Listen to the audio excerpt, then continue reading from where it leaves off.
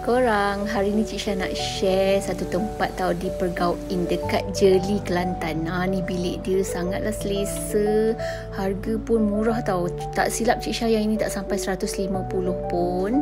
Dia satu katil single dan satu katil queen. Sangatlah bersih kawasan sini. Kawasan dia besar.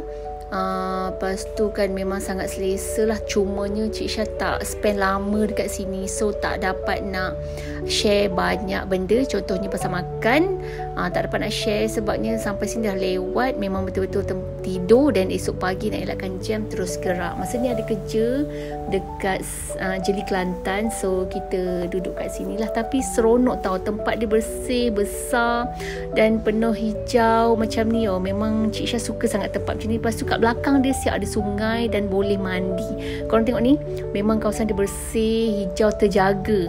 Walaupun harga dia murah, tapi dia bersih dan terjaga tau, dekat Jeli, Kelantan. Tapi dekat sana memang banyak sangat makanan viral, so kalau korang pergi tak ada masalah lah kalau nak cari tempat makan kan. Okay, so korang tengok tu, sungai dia pun bersih tau. Ramai orang mandi masa ni. Masa ni cuti sekolah, so banyak sangat kenduri kahwin. Sebab tu ramai orang stay dekat sini tau. Memang bilik pun full masa tu. Okay, memang best lah jalan-jalan petang kat sini kan. Seronok lah kalau ada family datang dengan anak-anak kan. Memang akan seronok lah tempat ni.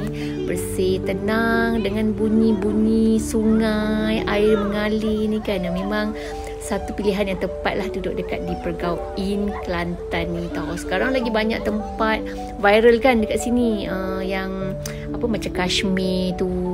Tak tahulah bila nak repeat. Ni tempat-tempat ni dia jauh. Kalau lah dekat 2 jam macam Ipoh tu kan, Cik Syah memang nak repeat. Salah satunya sebab banyak sangat makanan viral dekat sana kan. Tapi sebab dia jauh, tak larat lah kan nak drive. Okay, so ni Cik Syah turun ke sungai, tapi just nak bervideo je lah, nak share dengan korang tempat ni kan. Memang menarik lah tengok tu orang mandi kan. Sejuk dah ni airnya, sebab ni kan Jeli ni kan dia ada gunung Setong, so air tu mesti bersambung dengan air gunung Setong yang sejuk gila tu kan. Okay, so ni entrance dia, main entrance dia di Pergau In. Tengok bersih sangat. So dekat depan main entrance ni ada swimming pool. Kalau korang tak nak mandi sungai, takut bahaya, boleh mandi dekat swimming pool ni. Dengan harga tak sampai 150 tu, ada swimming pool, ada sungai dengan pemandangan yang menarik. Korang tengok cantik tau langit dia semua. Ni tapi ni macam nak hujan, so dapat gelap sikit lah. Kalau time panas-panas kan mesti lagi cantik kan. Awan pun biru, langit pun biru kan, mesti lagi cantik. So yang ni swimming pool dia pun bersih. Seronok lah, ada tempat kanak-kanak, ada tempat orang dewasa. Kat depan tu pun ada bilik juga. Kalau korang nak depan swimming pool nanti booking, boleh mention nak dekat depan swimming pool kan. Macam Cik Syah punya bilik ni, dia tak depan swimming pool, dia dekat dengan lobby tadi. Dia dekat dengan main entrance tadi, Cik Syah punya bilik. Okay, so memang persekitaran dia sangatlah menarik, sangat bersih. Tak rugilah tidur kat sini. Cuma Cik Syah tak dapat nak spend time lama kat sini.